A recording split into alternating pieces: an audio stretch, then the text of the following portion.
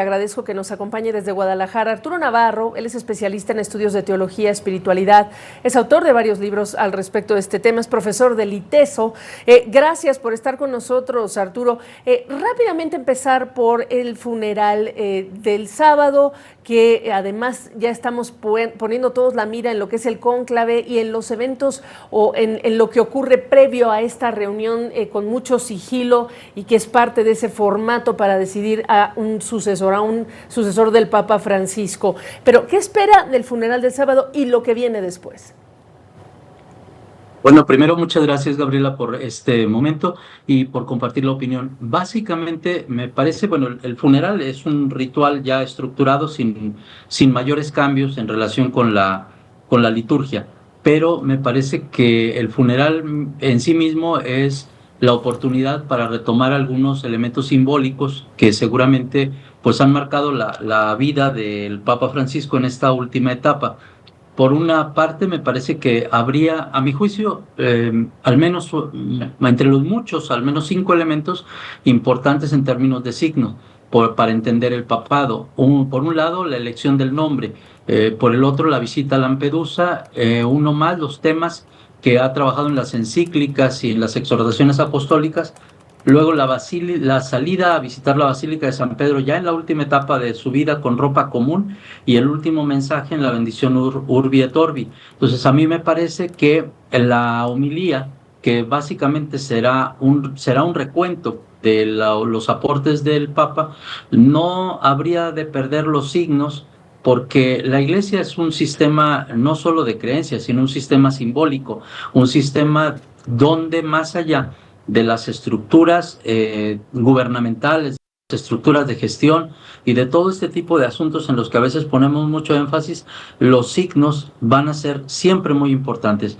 El cardenal Farrell va a ser el que presida la celebración y es el personaje en este momento más importante en el que en el que Papa Francisco confió desde 2019, previendo la organización de este evento, de este cónclave. En ese sentido, yo creo que el funeral ayudará como a recuperar algunos elementos simbólicos, pero al mismo tiempo pondrá sobre la mesa los puntos más complicados de la misma Iglesia. El Papa Francisco, como bien se decía hace un momento, ha sido un Papa que ha generado una ruptura de los moldes, pero no me parece que sea, desde mi punto de vista, una ruptura sin sentido, sino una ruptura con un sentido de fidelidad a las creencias que están en el Evangelio. El problema es que dentro de estos asuntos nos encontramos con una gran cantidad de interpretaciones, y ahí es donde aparecen finalmente pues las sintonías y las distancias. Claro, hay quienes no hablarían de abrir de una mayor inclusión cuando estamos hablando de esto que menciona.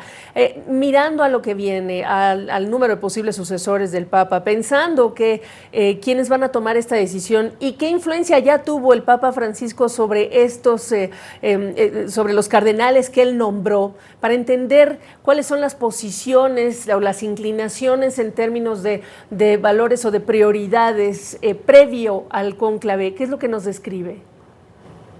Diría 3 cosas. Por un lado, él ha posicionado ya una postura que está en la historia de la Iglesia, pero que él ha tomado con mucha claridad, que es la postura profética: anunciar y denunciar. Habría, por ejemplo, que ver la última locución de Pascua del domingo anterior a su fallecimiento.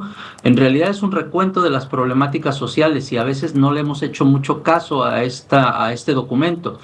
Me da la impresión de que fue elaborado previamente. Es un recuento de las problemáticas sociales donde se señalan países, circunstancias, problemas que tienen que ver con la paz, con las distancias que hemos establecido entre nosotros como seres humanos. Segundo, nos encontramos con una doble estrategia del Papa Francisco. Por un lado, abrió el cónclave a la vida religiosa con la presencia de cardenales de órdenes y congregaciones religiosas, donde los grupos más fuertes son los salesianos, los franciscanos, los jesuitas y los dominicos. ¿Qué quiero decir con esto? Quiero decir que Si uno revisa la historia de los papados anteriores, se va a dar cuenta que una cantidad mínima ha sido la asignación de cardenales de la vida procedentes de la vida religiosa, pero el Papa Francisco colocó al 25% de cardenales de la vida religiosa, es decir, uno de cada 4 cardenales pertenece a un sector que tiene una postura que anuncia y denuncia, sin decir que los otros no la tienen, pero que efectivamente tienen una manera distinta de entender la gestión y que tienen un sentido profético instalado en su propia manera de vivir. Y esto permite pues decir, a ver, el Papa está haciendo un llamado para una reforma, porque las reformas en la Iglesia, en la historia de la Iglesia, provienen de cuando Sí. han sido obispos o cardenales religiosos los que se han instalado en la sede de Pedro. Y la segunda estrategia ha sido ir a las periferias, de tal manera que los cardenales de los países que no eran sedes cardenalicias tradicionales son los que ahora tienen una fuerte presencia, y entonces empiezan a aparecer ya distintos, podríamos decir candidatos, pero podríamos señalar que aparecen personas que en otro momento posiblemente no hubiesen sido considerados como sucesores o como personas clave que podrían incidir. Ya. Y en ese sentido, la elección me parece que va a ser una toma de postura frente a la dinámica de transformación y reestructuración de la Iglesia. Brevemente, se nos acabó el tiempo, la televisión es muy cruel en eso, pero le quiero poner, para entender mejor lo que dice el derecho canónico, el caso del cardenal Giovanni Angelo Becciu, condenado por delitos financieros por el Vaticano, afirma que él puede participar en el próximo cónclave a pesar de estar, digamos, catalogado como no elector. ¿Cómo se define esto? ¿O es así o no es así? A mí me parece que es un problema muy sencillo de solucionar. Él tiene una restricción para ejercer cargos públicos y por tanto no puede ser papa. Desde ese punto de vista, diría con mucha precisión. Pero hay un problema ahí. A pesar de la condena que hizo el Papa y le retiró sus derechos asociados al cardenalato, en realidad no formalizó la expulsión, y entonces eso da pie a muchas interpretaciones.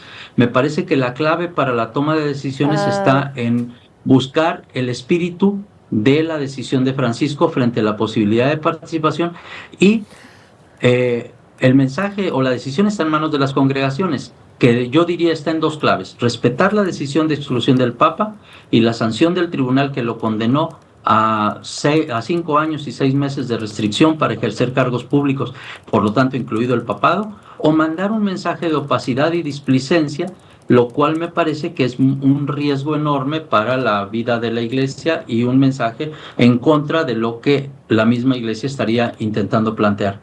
Desde mi punto de vista, el cardenal Becciu no participará en este cónclave. Arturo Navarro, tiempo para seguir hablando es lo que nos falta, así que lo vamos a estar invitando para seguir poniendo en perspectiva esto que da muchísimo para hablar. Le agradezco por lo pronto su opinión esta noche. Él es profesor del Instituto Tecnológico de Estudios Superiores de Occidente, el ITESO. Gracias.